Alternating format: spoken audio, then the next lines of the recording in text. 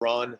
They'll do a lot of things. And I heard Gunner mention it, and it's true. And it's not trying to take anything away from Texas Tech, but probably not his best stuff day. Great command of his fastball, great fastball, I thought today. But really, after maybe the first inning, the slider was non-existent. And so he just really located the fastball well. But proud of him. We needed that kind of effort today. Chase, go ahead. Is Choppy okay, Mike? It looked like he's kind of holding his arm funny there. Is he all right? Yeah, the arm got a little sore there, I think, at the end, and certainly a kid that's 47 pitches, he's not quite used to that. I mean, that's nothing scary, but I think he just got tired and just so much adrenaline. He was overthrowing some pitches and just made it a little harder on himself. And again, just a great competitor and a guy that we wanted, when you draw it up before the game, a guy that we wanted to have the ball in his hand at the end. And you wish he could have finished it, but proud of Baker. And even though he came in there and gave a hit, I mean, there's not a lot of freshmen in that kind of environment that will go in there and throw the ball into the strike zone. And then, of course, Forsythe just a great competitor, and gets us off the field. Nick, go ahead. Mike, just how valuable is it having guys like Broadway and Miller and Chofie back on this team as these extra-year seniors, that veteran presence who have all done stuff like this before, been here before?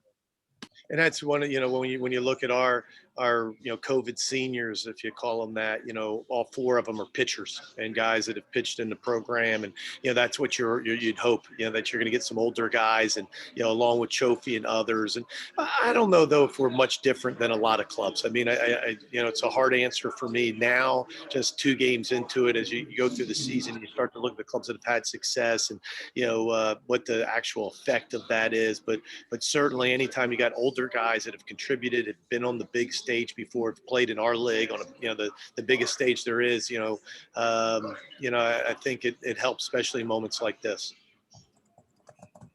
Kendall, go ahead. Mike, obviously Gunner showed up to this campus with pretty high acclaim. What have you kind of seen in his evolution of his stuff for the last couple of years? And also, now that he's throwing the ball a little harder, are you still seeing pretty similar spin rates to what you saw when he was at 88, 90 in the past? Yeah, and some of the things that we've tried to improve on, and you got to credit him. Us is just giving him the data, talking about it, but trying to get the tilt of his fastball a little bit better, get it a little less 1 o'clock-ish, and get it a little more 12 o'clock, get a little more ride on the fastball, and that's happened for him, and it's been a big improvement. The velocity, I don't know if it's necessarily a tick. This is about what he was in high school.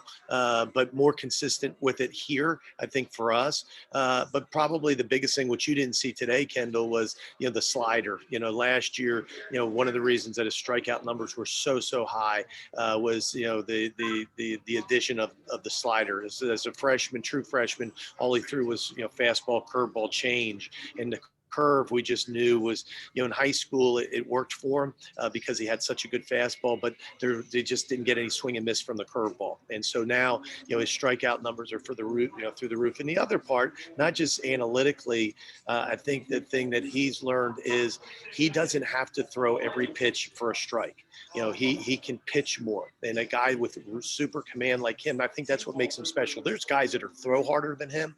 There's guys that may throw a slider harder than him.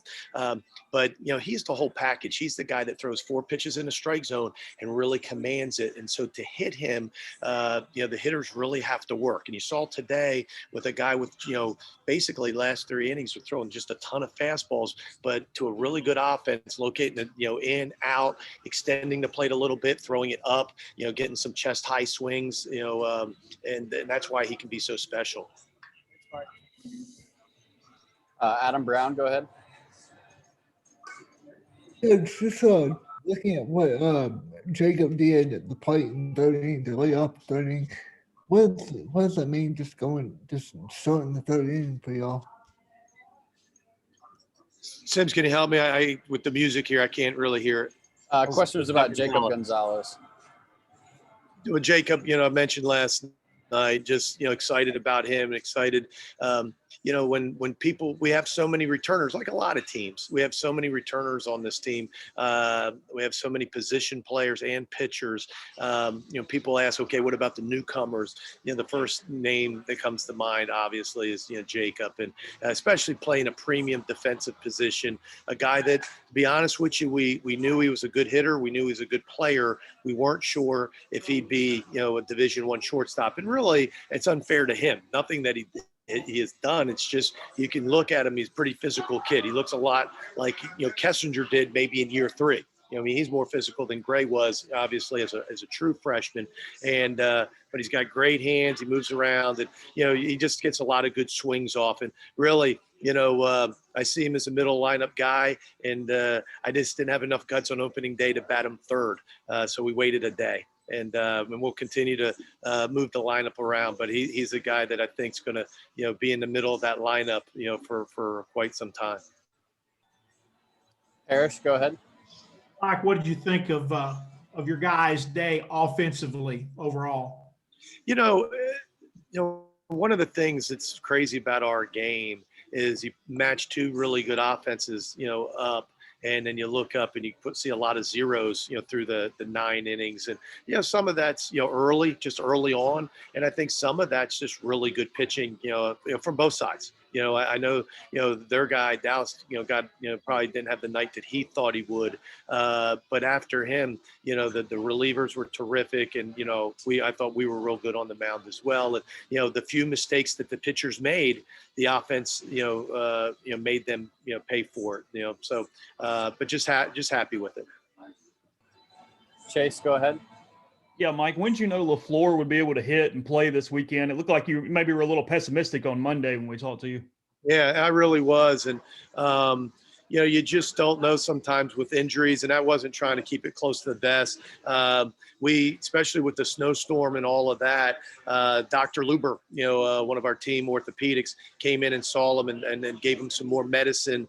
I want to say it was Monday or Tuesday, because he was like right on the cusp of being able, he was swinging, he was doing some things, but he just wasn't quite 100%. And with the addition, of the medicine and the rehab, he was able to get to 100%. And part of it wasn't just hitting, Chase, I know we talked about that, but one of our biggest fears was, glove hand, could he extend up?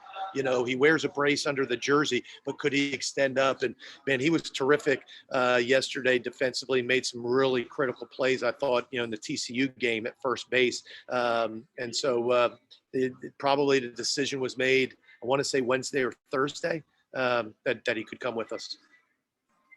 Anything else for Coach? All right. Thanks, everyone. We'll see you tomorrow. Thanks, guys. Thanks, Mike.